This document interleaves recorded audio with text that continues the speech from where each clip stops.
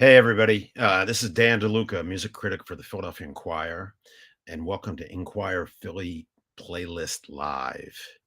Uh, Today, I'm going to be talking to Shamir. This is like a very special day. Shamir, who is a great uh, indie rock pop star, songwriter, multi-talented, does a lot of things, has a new album called Heterosexuality, which is just out, came out last Friday, I guess, on uh, the Anti-Fragile music label. He also has his own label called Accidental Pop Star.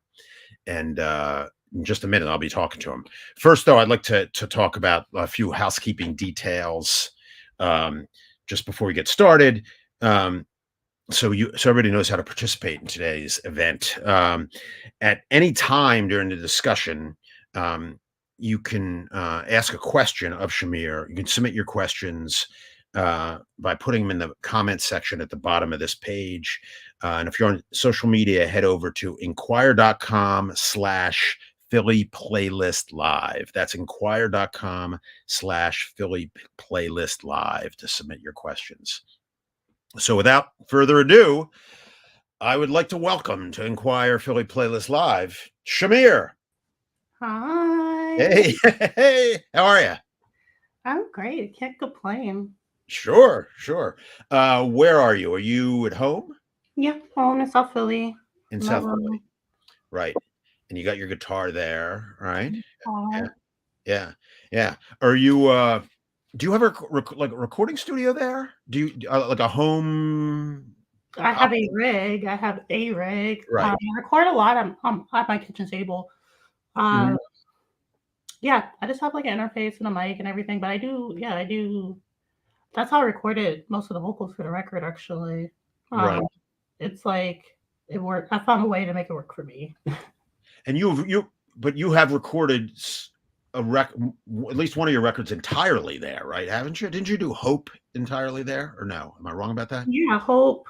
Yeah, I mean, I've engineered and recorded a couple records. I mean, I used the same setup for Revelations as well, just only I did it in Vegas, and then Mm-hmm. um, most of BDE had done here, a lot of stuff for even self-titled I did here because of the pandemic, and I realized I became a better engineer during the pandemic for sure. Uh-huh. Uh-huh.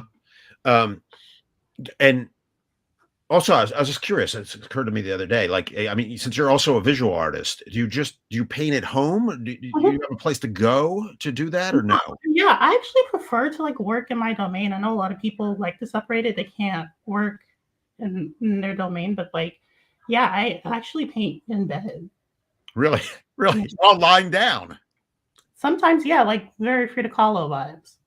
That's funny. I mean, did you know? I know you're a Casey Musgraves fan. Like, Mhm. I think I read that she had to make her new record. She had like a bed installed in like the studio, and she recorded her vocals while lying down. I didn't hear about that, but kind of like the lethargic energy of some of the record. That makes sense. It does make a little sense, doesn't it? Yeah. And then it's funny. We'll get off this topic in a minute, but that Lucy Dacus, who Mhm. you toured with, or you at least opened for, right? Mhm. It, Mhm. that she like hurt her back or On the something. couch, yeah. Yeah, and she recorded on the couch. What if she played a show on the couch? Yeah, right, exactly, right. So that's like this is whole philosophy of like recumbent art, I guess, right? Right. Yeah, sometimes you just gotta do what you gotta do. Yeah, I like to answer my emails from bed. I think if I don't, once I get out of bed, I'm not gonna return to my emails. Like once I'm out of bed, I'm gonna Uh-huh, uh-huh. do everything else. You know what I mean? Right. It's one definition of lying down on the job, I guess, Yeah, right? yeah. Right. You have the privilege to. You know what I mean? So I'm just using all those privileges. Mhm. Mhm. Okay, so let's to reiterate, the new album is called Heterosexuality. Mhm. It is on Anti-Fragile Music, which is like your previous records or a couple records have been on your own label, but this is on a label you're signed to. Not even my own label, just under Shamir, the self release. Right. Right. And then but you right, because your own label that has other artists on it who are not you. Yeah, yeah, Right. I want to keep it just for them. Right, right. Though that label is called Accidental Pop Star, Hmm. which has its name rooted in your own experience. Yeah, Yeah, true. yeah, Yeah. yeah. So tell me a little bit about that. Why have you did you at some point in time feel like an accidental pop star? Well, because I am. I will still say that I am. I think I've just made more peace with it, but, you know, my descent into the music industry was literally overnight. Like, I think a lot of people, say that, yeah, figuratively, but it was, like, Mhm, literally for me. mhm, Yeah, like, I had just graduated high school. 6 months after graduation, I, like, sent a couple demos out. This was 2013. I sent these out, like, in the fall of 2013. By January 2014, I was, flown out to New York to record 2 songs, and then when I got back to Vegas a month later, one of those 2 songs was, like, Best New Track on Pitchfork, and then it was just a whirlwind ever since. right. And you were in high school at the time. I just graduated. You just graduated, right? I was 19. Right. And one of those songs was on the regular? No, no, no, no, this is before on the regular. Before on the regular. This is the Northtown EP? From Northtown EP, yeah. So the Right. first and when so the first song, so we have released 2 of the songs from that EP, or we have recorded only 2 of the songs from the EP, If It Wasn't True and I'll Never Be Able to Love. And If It Wasn't True was released as a single, and that's the one that got Best New Track on Pitchfork. Right. We hadn't even finished or like writing the EP or recording the EP by the time we got Best New Track. So I had to like run back out to like New York and like try to finish it at break speed.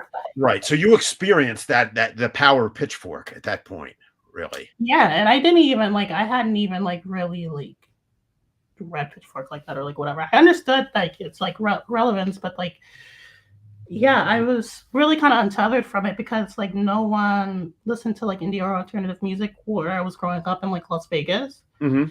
A lot of indie alternative music that I was listening to was just things that like I came by just like by myself or like through osmosis. Mhm. Mhm. Mhm. Now, so that EP was called Northtown, which Um, refers to the like part of Vegas that you were from. Yeah. North Las Vegas. Yeah. Yeah. So tell me a little bit about or tell the people a little bit about how that was different than how the Vegas you grew up in is different than the popular conception of Vegas. Because the popular conception of Vegas is like not residential. Mhm. Mhm. It's fully, for fun or for people to visit. Mhm. Any part of residential Vegas is actually like very sleepy. It's a little different these days. Now that we have like sports teams, like now that we have like the hockey team, the Golden Knights, and Mhm. Mhm. Raiders now. So like now we have like stadiums and more arenas and everything. Every time I go back, it's different. But yeah, when I was growing up, it was very like I grew up across street from farm, so like it was very like Right. southwestern country vibes that A you could a like. pig farm, is that correct? Was it a pig farm? Yes, mhm. Did the pigs, like, ever, like, cross the road? I never saw pigs because they were too big to escape, but you see like hens and roosters and chickens and stuff. Mhm, Mhm. mhm. So it's like so in a sense, it made sense that you were also into country music because it's Mhm. almost like country, right? Yeah, Right? yeah. It's Yeah. very it's quintessential like southwestern, like like those like spaghetti western movies and stuff like that's Nevada. You know what I mean? Mhm, mhm. And your the wide range of your musical interests come is connected to some extent with your aunt, right? Mhm. Who was tell me about her. Yeah, so she is a writer, a creative writer, and like she started like doing poetry, but then she wanted to like write songs, and she just had this like passion to write songs, but couldn't sing or play anything. So she just like befriended a lot of like musicians around Vegas and built out a home studio in our house because like from like as long as I can remember, from the beginning to like second grade of like my life. Um, my mom, my aunt that we're talking about, is my mom's twin. So it's like my mom's twin. Oh, I We, didn't know if they're twins. Identical twins? that's a really hard question to me because like when they were younger, they looked identical to me. Like sometimes I even have problems telling them apart, but like Mhm. they definitely look different now just because they've gone different roads. But like, yeah, I don't know technically, but Right. yeah, they're twins. So they, yeah, my early upbringing was them, me, my mom, and her son. And yeah, she built out a studio in her room and would just have musicians over and like she would just like let me sneak in while they like wrote songs and I kind of got and that's how I kind of like figured out how songs were made. You know? Hmm. Hmm. And that like it made you feel like you could do it yourself. Exactly, Yeah. exactly. Because because I thought they were all so cool. I mean, they, like, Uh-huh. they're all musicians and they're all like kooky and cool and Hmm. weird and I wanted to, be up under them. And, my aunt and my mom was so young by then because, my mom had me at 19. So like I learned how to like talk to adults before I knew how to talk to kids my own age. Hmm. Hmm. Hmm. Uh, all right. So tell me then how you, um, I guess, long story short, or it could be a long story, like how you wound up in Philadelphia, like because you were in this whirlwind, and also the other thing that I'd forgotten about that you did that blows me away when I think about it is that you opened for the Killers in Las Vegas at the stadium or the arena, right? Like I mean, you were really on a large scale in that trajectory at that point, right? Yeah, yeah.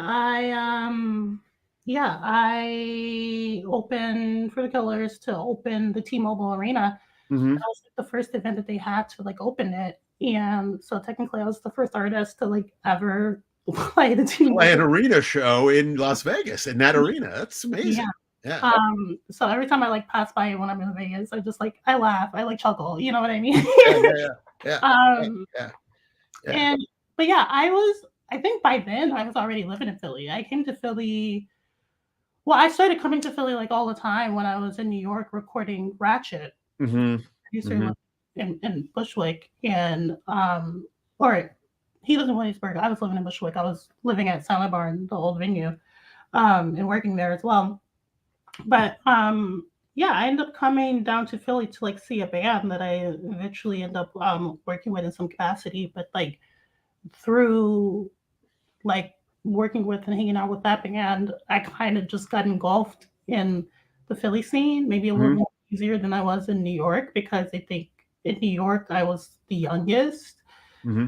and I felt like no one like really took me seriously. I felt like in New York I was just like the weird kid who got like lucky and it's just like running around. Whereas like in Philly, I felt more a part of something and I was doing more. I felt in Philly. So, and you would have been around 20 at that time, I guess, right? Yeah, 20. Yeah, 20. I just turned 20 the first time I went to Philly like a week before. Right. And isn't it so you took the mega bus down and saw a punk rock band, right? Mhm, Yeah. mhm. What was that? Who was that band? Well, I wouldn't necessarily describe them as a punk rock band, but now Okay. Okay. All right. boy band, they're basically a pop band. Okay. Okay. All Yeah. right. All right. But all right. So what did you what was it about Philly that was inviting other than like the age demographic situation? Like what was appealing? Um, how no one took themselves seriously. Like Hmm. everyone took themselves so seriously in New York, you know what I mean? Hmm. And I don't like that. Right. I think everyone, it's just vibing in Philly, and I needed that energy, especially during that time in my life when things was becoming very crazy. Hmm. Hmm. And so but you endured some like rough times, some real trauma and drama in Philly, right?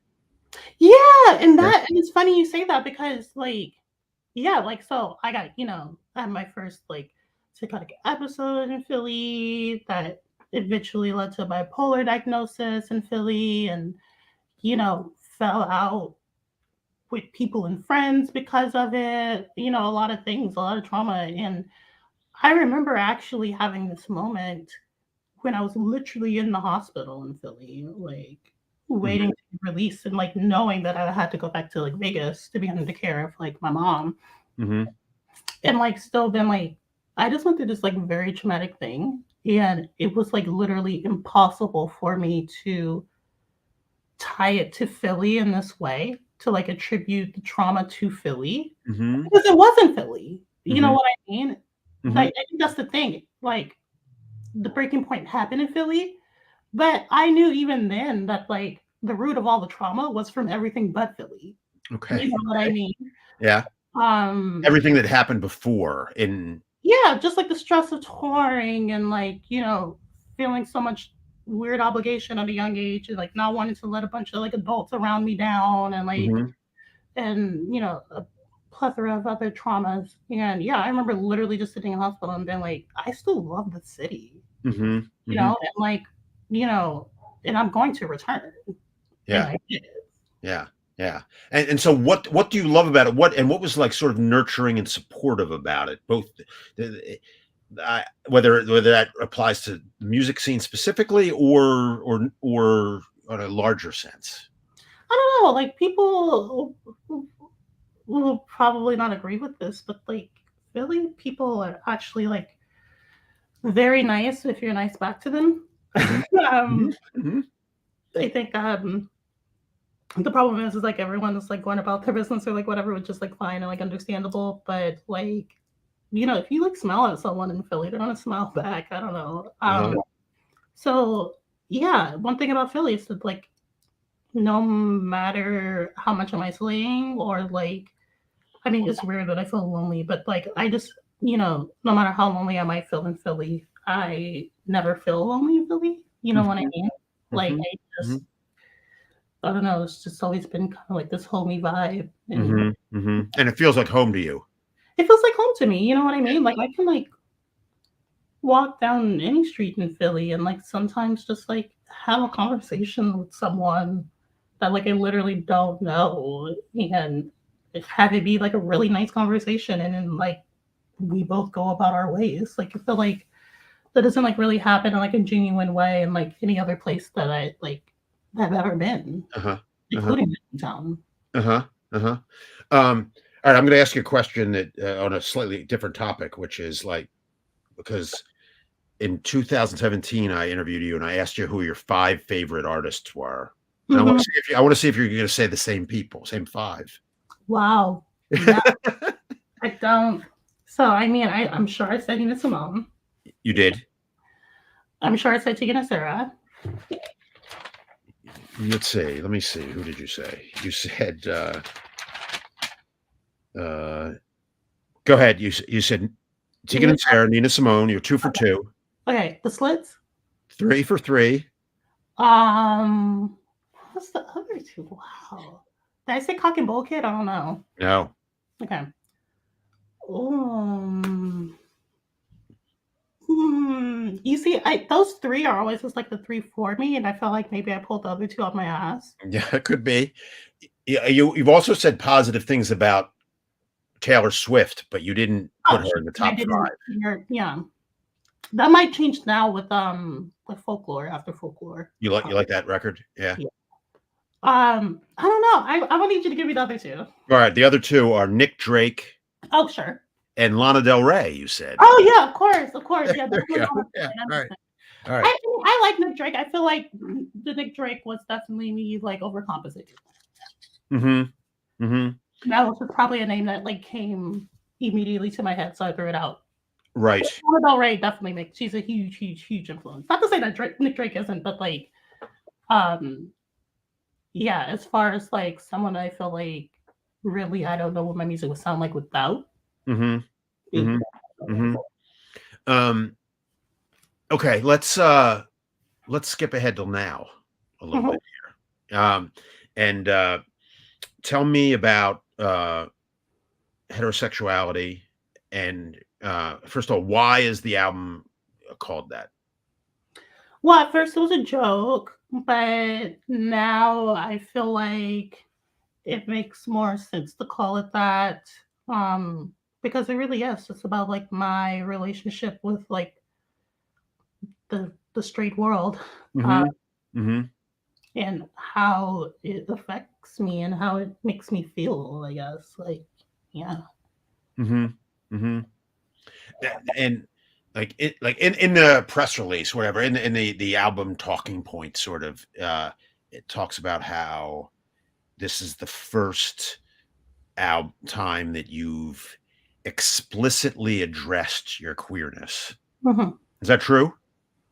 Would you say? Yeah, like yeah, like in a form of like a full album. Yeah, And yeah, yeah, for sure. in your art, because certainly you talked about being non-binary plenty Even before. in my art, I mean, just I just mean like for the sake of like a full album, because I mean, like like before this, like I definitely had like straight boy and revelation. You know what I mean? Which is Mhm. like I would say like the first seeds that like got me here, and I think the other reason why it took me so long to do something like that, like maybe in an album form, is Mhm. I wanted it to be right. I wanted it to be correct. I wanted because like you know I feel like there's like two types of like songs that like center queerness, right? It's like pride and um or like um not even like pride or angst, I guess. Mhm.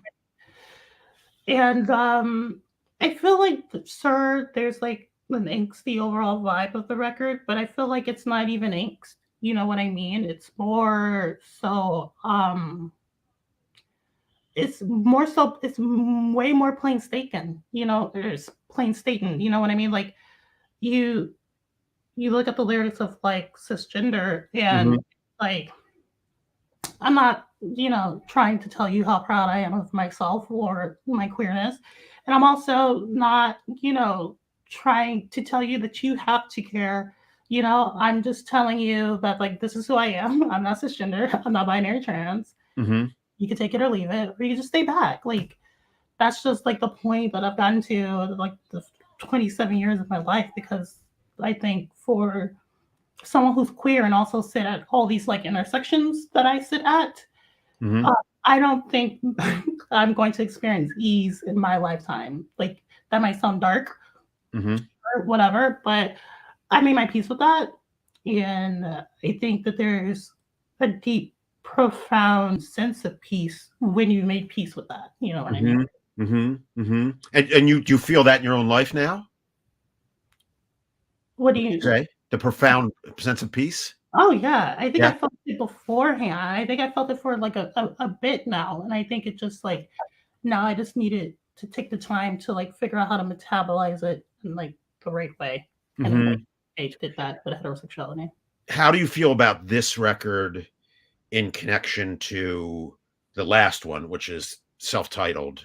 Um, and are they of a pair in terms of being, I don't know, more direct, more autobiographical, more you, or is that not the case?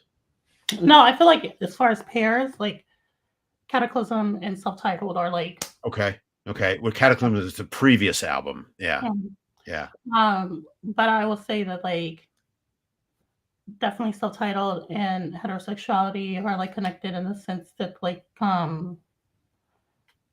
both of those records kind of like see me like accepting um like accessibility. Mhm. Mhm. Mhm. But yeah, Self-Titled is like it's me kind of like going back to like my adolescence. Like there's clips throughout Self-Titled, those like interlude clips throughout Self-Titled that are like specifically from a very specific point in time. Mhm. Um, like right after I got signed to XL, but right before On the Regular came out, when my life got crazy. Mhm. And it's kind of like the last time I felt like in like that young early 20 parts of like my life that I genuinely sounded happy. Mhm. Mhm. I feel like Self-Titled was me like honoring and like laying to rest the like very few good times that like I felt during that time in like my life. Uh-huh. Uh-huh.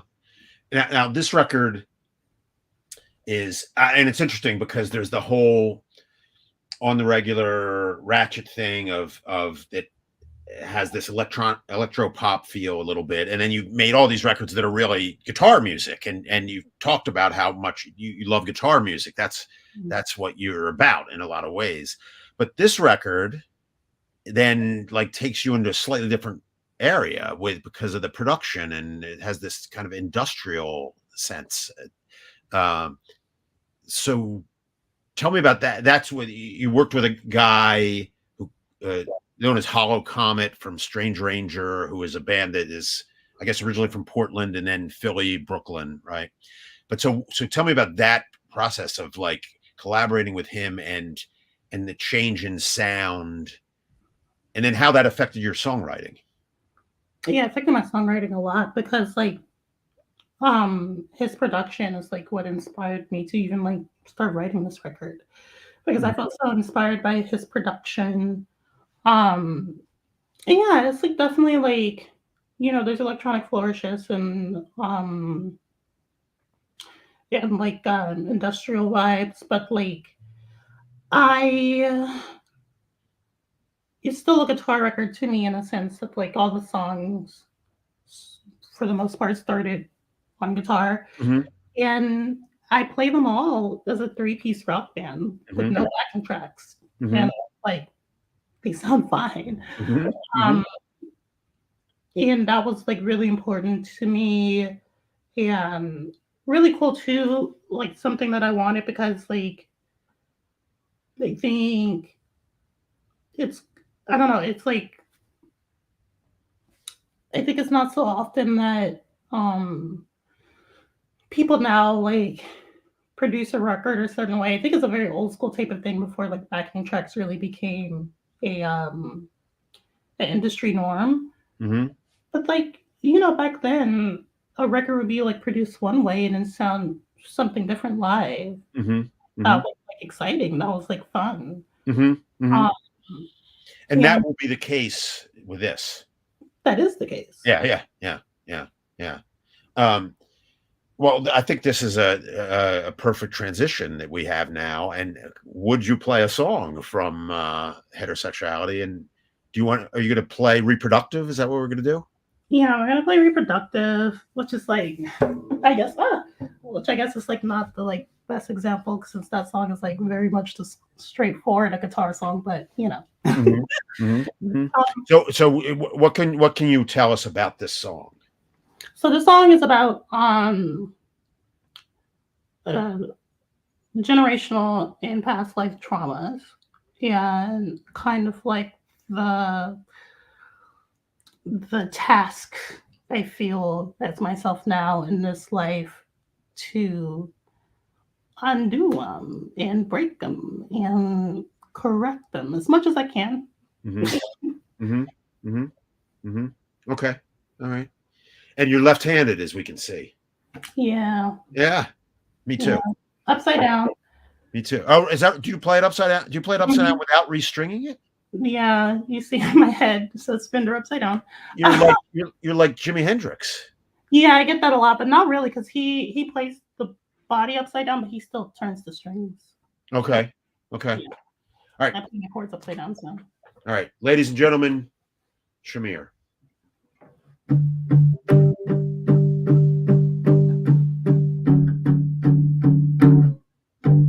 return Venus, love is meaningless for the first 25.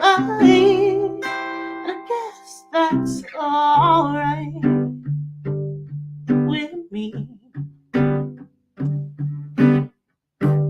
Life gets tricky when you're breaking curses from another life and hopes that the next one will be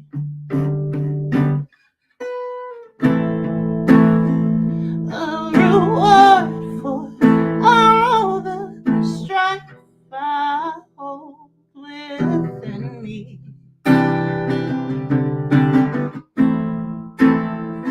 So much that it's almost comical.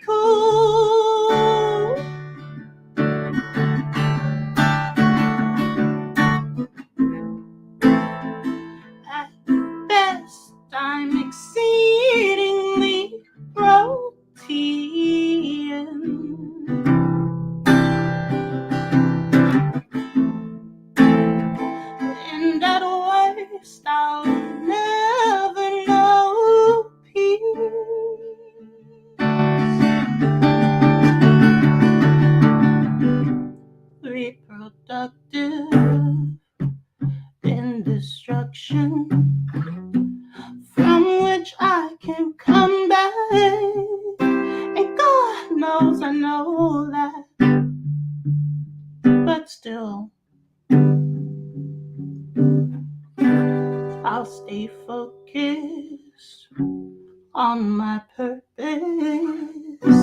Done holding myself back. The world will do that for me.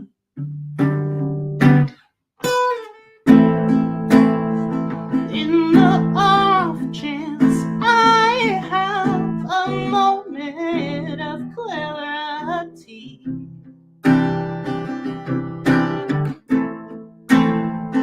it magnifies the ugly truth.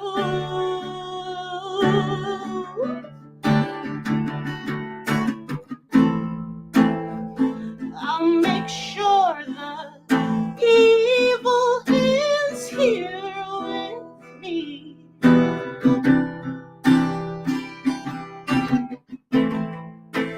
If it's the only thing I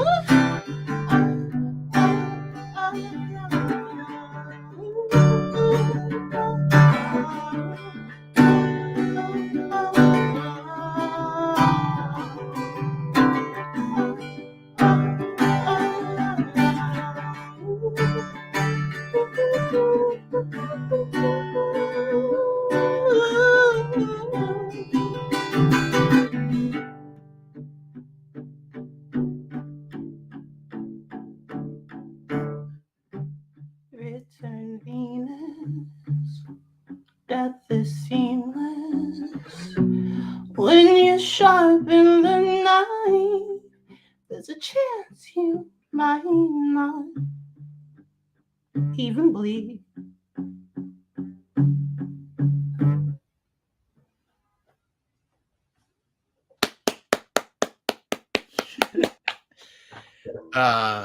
I know the audience at home is clapping as well. Well, Your vocals sound great. You know? thank you. Yeah. All right, we have a couple questions from the audience.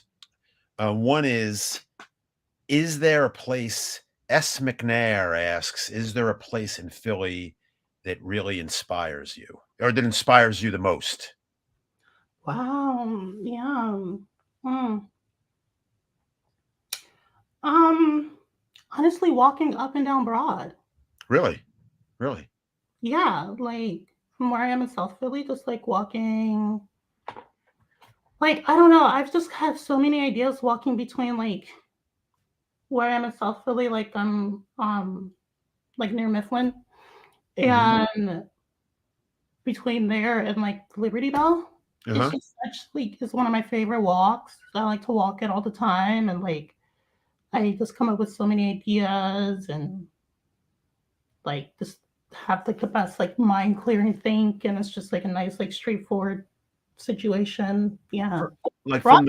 from the people watching, sort of like just. No, just like I always have in like my headphones, and I was like walk up and down Broad and just like vibe, and, like maybe like do some errands. Like I did it. I didn't go all the way to like to Liberty Bell, but like I went to like Blick and walked there and back, my headphones on, just Mhm. like had some ideas because I was like getting supplies for a commission at the paint anyway. So yeah, I'm always just like inspired when I do that walk. Right. Now, speaking of Blick and commissions to paint, you have a book that of your paintings, right? That came Hmm. out last. Tell us about that. Yeah, it's called But I'm a Painter. It's a play on the cult queer classic movie, But I'm a Cheerleader with Natasha Lyonne. Hmm. Um, and yeah, it's just about the kind of like title, But I'm a Painter is kind of it's like everyone knows I do music, but also paint. But it's also kind of like very tongue in cheek in the sense that like I don't think I'm good. I don't feel like I'm good, and like I don't take it seriously. It's just like fully just another cathartic release for me when like music is just either not enough or just like not what I'm feeling in the moment. Uh-huh. Uh-huh. Is that freeing? Like to have it not be something you don't take seriously, sort of like you can just let it Exactly. out. Yeah, Yeah. yeah, of course. And I Yeah. have to like preserve those things. You know what I mean? Like, I mean, I know I'm good at like knitting and crocheting, but like I also feel weird about monetizing that. I feel like the second I monetize that, it's like not the same anymore. And like I need to preserve those things, especially when like my job now is music. Uh-huh. So Hmm. yeah, Right. Right. You want to keep your like avocations pure, sort of, in a certain way, yeah. maybe. Yeah. Yeah. Um, where and a related question that comes from B. Lehman or Bleeman is what art and this ties back, I guess, to what we were talking about earlier. What art or artist do you always come back to as an inspiration? Well, I mentioned earlier when I was like kind of figuring out my guesses for like top 5 artists. Hmm. And I maybe understand why I didn't mention her because like she only has one album and she doesn't perform under that moniker anymore. But Cock and Bull Kid Hmm. always Who return. is that? Tell Yeah, people who that a is. lot of people don't know who she is, especially in America. Yeah. Yeah, she's this British pop singer. Actually, like my first tattoo of her when I was 18 is lyrics from her song "Hold On to Your." Well, the song's called "Hold On to Your Misery," and I have "Hold On to Your Misery" on my ribs. That was my Hmm. first tattoo when I was 18. Um, and yeah, she's just kind of just like maybe like the first pop artist that like wrote like very purposeful pop music in the sense that like every song was like challenging something, either her psyche, society, like something, but it Hmm. wasn't preachy. Hmm. Still Hmm. just good Hmm. pop music, Hmm. and Hmm. like that is That's all I important. think what I want to do. Yeah, yeah. Not being preachy is important. Yeah, to Yeah. me it's annoying. Yeah, exactly, exactly. You don't want to be told what to do. You want to Yeah, be inspired what to do, you I want guess. to be exactly. You want to just be given a different perspective. Right, right. All right, and our friend Renee asks, "Where can we see you play next?" Well, these aren't announced yet, but I know we can't like announce it, but just like save the date. Uh-huh. March 22nd. That's gonna be my next Philly situation, but it's still been kind of like worked out. So Okay. Is that going to be and can we ask? Can I ask? Is that going to be an isolated situation or like part of a tour? isolated situation. Okay. Okay. And and now tell me a little bit about you. You did some tour dates with Courtney Barnett, right? And which tragically got Very tragically. like 2 weeks ago, I guess it was supposed to Mhm. be. You were going to play the Met on a Friday, and it didn't happen because of a COVID diagnosis in her traveling party. But what was that like touring during Omicron, sort of for a short period of time, and also getting to play like really big rooms with a great artist like that? What was that like? Honestly, up until then, it was a very fine tour. It was like, yeah, at first I thought that it was kind of going to be lame, but then I was reminded that I'm an introvert, and I was like, oh wait, this is a dream tour of mine.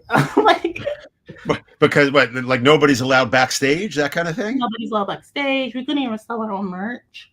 Uh-huh. Um, and yeah, and it was just me and the band and our tour manager, and and luckily we like each other, so Hmm. Hmm. it was Hmm. just chill. It was fine. So not having to talk to outsiders was a positive. Exactly. But how about was there tension there? I mean, you're doing all these things to try to stay safe. Is that like cause tension or was it not that? Not really, because like we wouldn't go anywhere. We couldn't do anything. We couldn't go Hmm. anywhere. Hmm. Ordered in or like drive through, if so. Uh, and yeah, we only went from like van, hotel, Airbnb to venue. Like we didn't do anything. Right, right.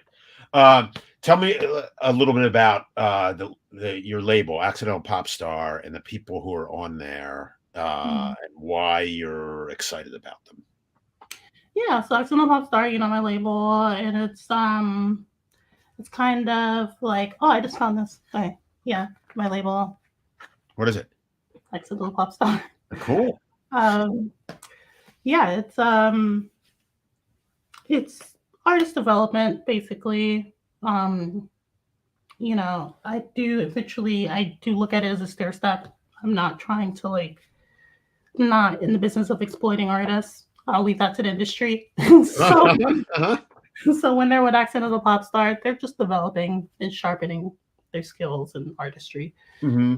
Um, and yeah, we have Philly's own Grant Pavel, who also plays bass in my band. And then we also, I wanted to keep it as Philly as possible, but it's just kind of become international. And I worked with a Canadian artist by the name of Pull Blood. Hmm.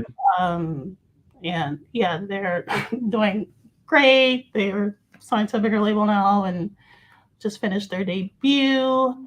I work with Macy Rodman, who's based in New York. Hmm. Hmm. And that was probably our biggest release since Full Blood so far. That was last year. Her album is called Unbelievable Animals. It's really great. Um, and yeah, and then we have a new artist coming out on the 1st of March. It's her debut record or single. And she's based in Seattle, and her name is Ladifa. So, yeah. Okay. Okay. And Grant has a full length album coming out, right? Or it has an EP now. EP now, yeah, the EP. So Grant's EP came out last October. It's called Reflections. It's gorgeous. And yeah, and right now we're in the process of getting LP2 together. Uh-huh. He's So yeah. young and very talented. Young, very talented, very young, very talented, both of those things. Yeah, yeah, yeah, yeah. The you don't have do you have a copy of Heterosexuality with you? You don't have a like No, not yet. no, They're being right. done. Because the cover and the artwork, you were a horned character. I contemplated putting on my horns for this, but I was like, no, that might be too extra.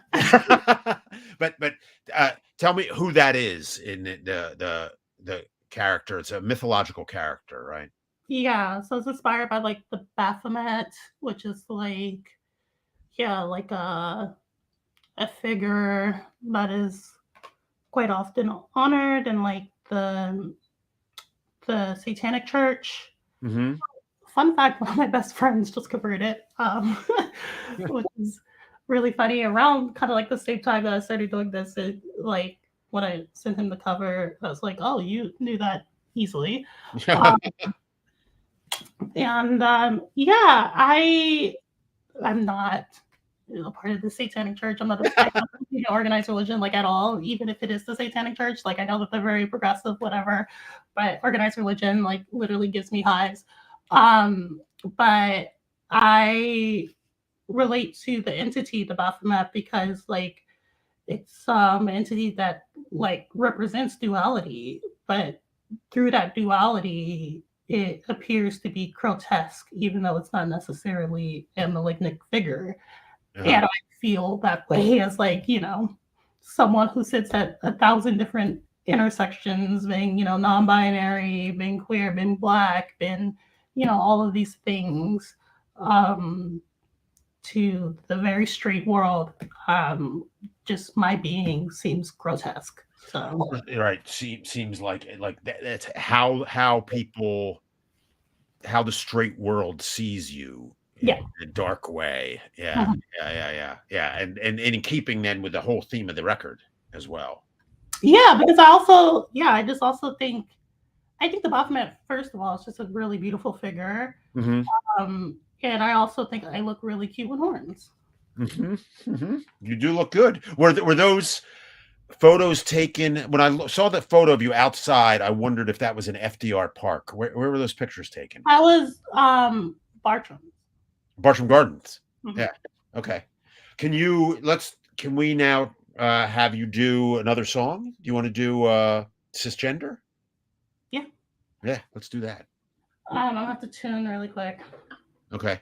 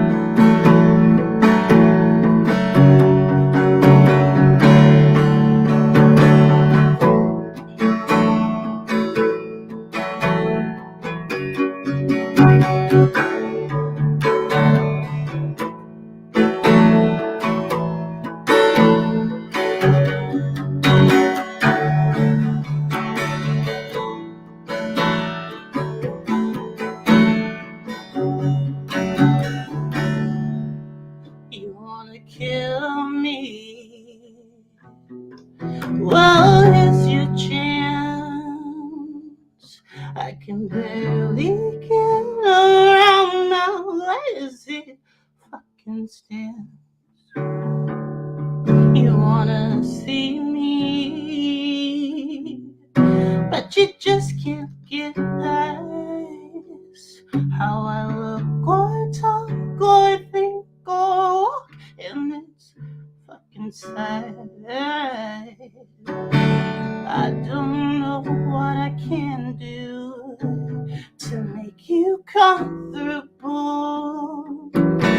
What you see before you saw let me let you know that I'm not cisgender, I'm not binary trans. I don't wanna be a girl, I don't wanna be a man. I'm just existing on this godforsaken land. And you can take it or leave it, or you can just stay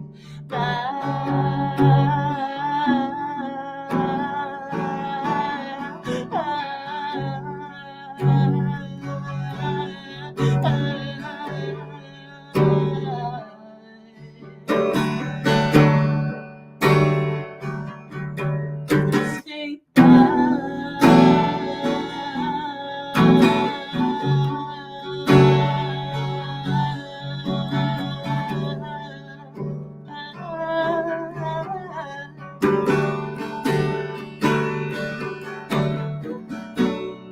I'm not gonna pass for you. You gotta get paid. I'm not gonna pass for you. You gotta get paid. I'm not gonna pass for you. You gotta get paid. I'm not gonna pass for you. You gotta get past. I don't know what I can do to make you comfortable with what you see before you. So let me let you know that I'm not cisgender. I'm not binary trans. I don't wanna be a girl, I wanna be a man. I'm just existing on this godforsaken land. And you can take it or leave it, or you can just stay paid.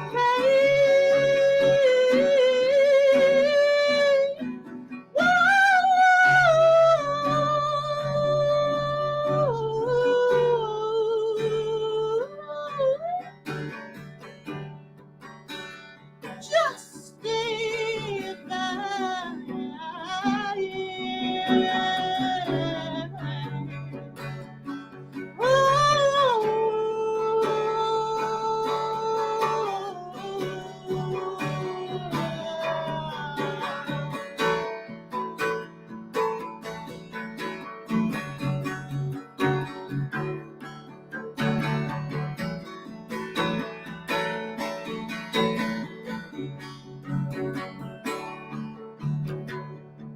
Oh, oh, oh, oh, oh, oh, oh, oh,